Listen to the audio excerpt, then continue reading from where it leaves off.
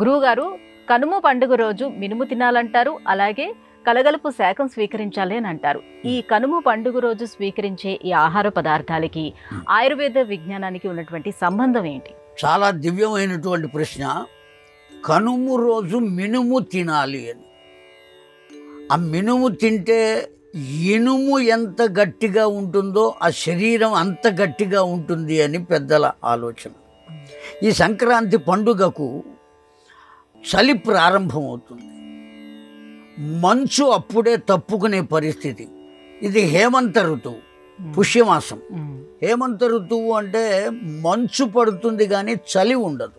మంచు వెనుకకు వచ్చి చల్లదనం ప్రవేశించేటువంటి కాలం ఈ కాలం. ఈ చల్లదనం ప్రవేశించేటువంటి కాలంలో ఆ శరీరము ఆ చల్లదనానికి తట్టుకోలేక అనేక రకాలైనటువంటి శారీరక బాధలకు గురి అయ్యేటువంటి అవకాశం ఉంది.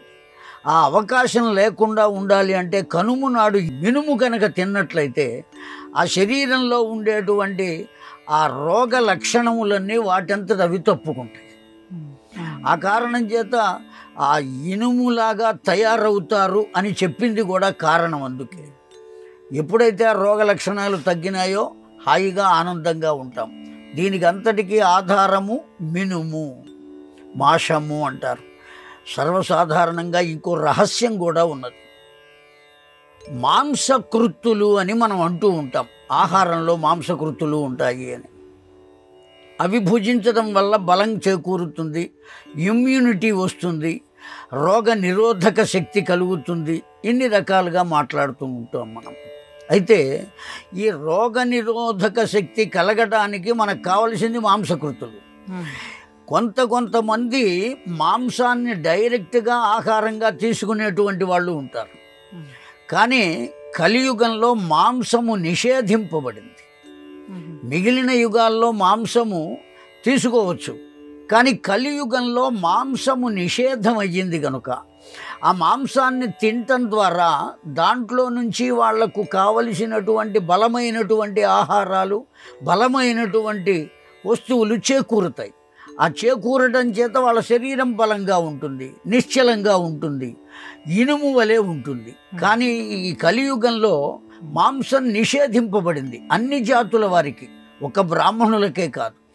మరి ఏం చేయాలి? ఆ మాంసానికి బదులుగా మాషబీజములతో చేయబడినటువంటిది కనుక భుజించినట్లయితే అది తత్ మాంసతుల్యము అని చెప్పారు. మాంసంతో సమానం. ఏది అంటే మినుము. మాషము అంటే మినుము, అది మాంసంతో సమానం. ఇక్కడ నిషేధింపబడింది కనుక మాంసము తినరాదు గనుక మాషముతో చేయబడినటువంటి పదార్థాలు గనక తిన్నట్లయితే మాంసము తిన్నంత బలాన్ని చేకూర్చుకుంటాడు, అన్ని రకాలైనటువంటి శక్తులు సమకూరుతాయి అనేటువంటి ఆలోచన చేతనే మినుము తప్పక తినవలే. తిన్నట్లయితే ఇనుము వంటి వాడు తయారవుతాడు, అలా ఉంటాడు ఆరోగ్యంగా అని పెద్దల మాట.